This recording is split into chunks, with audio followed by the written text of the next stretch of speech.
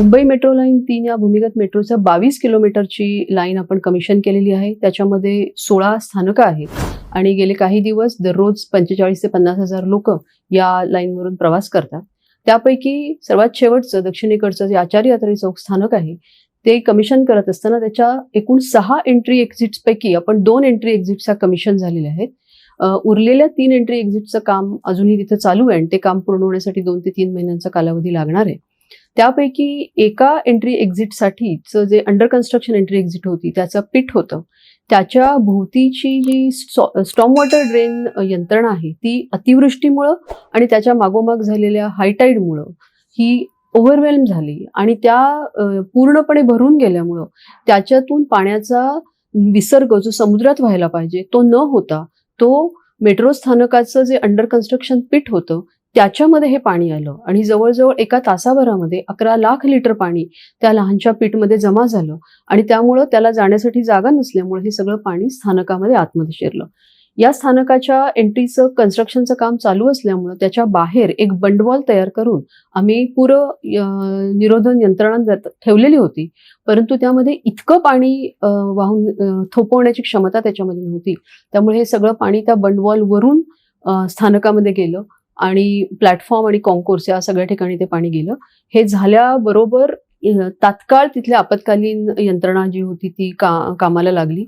स्थानकामध्ये असलेल्या काही लोकांना बाहेर काढण्यात आलं. इतर जे काही SOPs होत्या अशा परिस्थितीमध्ये करायच्या त्याचंही पालन काटेकोरपणे केलं गेलं.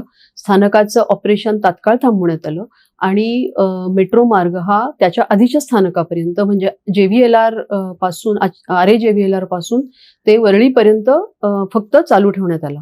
तथापि या मेट्रोला त्याचं रिव्हर्स करण्याची जी फॅसिलिटी आहे ती आचार्य यात्रे चौक स्थानकाच्या पलीकडे आहे. टनेलमध्ये ट्रॅकमध्ये पाणी नसल्यामुळं ह्या ट्रेन्स पुढेपर्यंत जाऊन तिथून टर्न बॅक करून हे जी मेट्रोचं कार्यवहन होतं ते तसंच चालू राहिलं आणि काल सुद्धा जवळजवळ 40,000 लोकांनी प्रवास केला.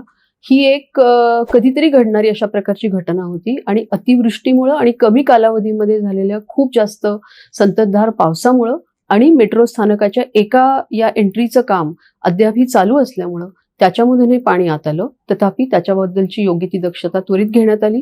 अशी घटना पुढे होऊ नये म्हणून एक कायमस्वरूपी यंत्रणा सुद्धा तिथे निर्माण करण्यात येत आहे आणि हे स्थानक आम्ही आता सध्या जे बंद आहे ते पुढच्या 1-2 दिवसामध्ये आपण पुन्हा कार्यान्वित करत आहोत. परंतु यामध्ये हे भाग लक्षात घेतला पाहिजे की जी स्थानकं पूर्ण झाली आहे, जे टनेल पूर्ण झाली आहे त्या सगळ्यामध्ये या अतिवृष्टीमुळे कोणत्याही प्रकारे पाणी गेलं नाही. किंबहुना काल सुद्धा आणि आजही लोकांनी त्याच्यामधून अतिशय सुरक्षितपणे प्रवास केलेला आहे. त्याच्यामुळे याच्यामध्ये दिसणारी दृश्य ही थोडीशी शंका निर्माण करणारी जरी असली तरी लोकांनी त्याच्यामध्ये कुठल्याही प्रकारची भीती किंवा गैरसमज बाळगू नये हे या निमित्ताने मला सांगायचंय. काही वेळेला असाही प्रश्न निर्माण केला जातो की जर ह्या 2-3 एंट्री एक्झिटची कामं अद्याप अपुरी असताना सुद्धा हे स्थानक आपण प्रवाशांसाठी खुलं का केलं? कारण हे स्थानकाचं काम सगळं पूर्ण झालेलं आहे.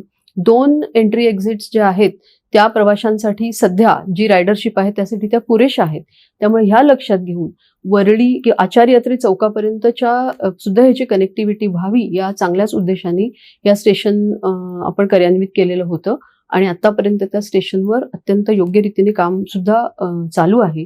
यामध्ये पुरेशा अशा प्रकारच्या घटना पुन्हा घडली तर त्यासाठीच्या पुरेशी दक्षता घेऊन या उर्वरित हे जे स्थानक आहे ते पुन्हा आम्ही कार्यान्वित करणार आहोत आणि स्थानकाचं राहिलेलं काम जे आहे जे एंट्री एक्झिटचं ते पुढच्या 2 ते 3 महिन्यामध्ये पूर्ण करून त्या सुद्धा आम्ही प्रवाशांच्या सोयीमध्ये आणणार आहोत. तर ही यंत्रणा अतिशय सुरक्षित आहे याची या निमित्ताने मी ग्वाही देऊ इच्छिते आणि बाकी सर्व उरलेले जो काही मार्गिका आहे ते अत्यंत सुरक्षितपणे आणि नियमितपणे त्याचं कार्यवहन चालू आहे हे या निमित्ताने लोकांपर्यंत पोहोचवू इच्छिते.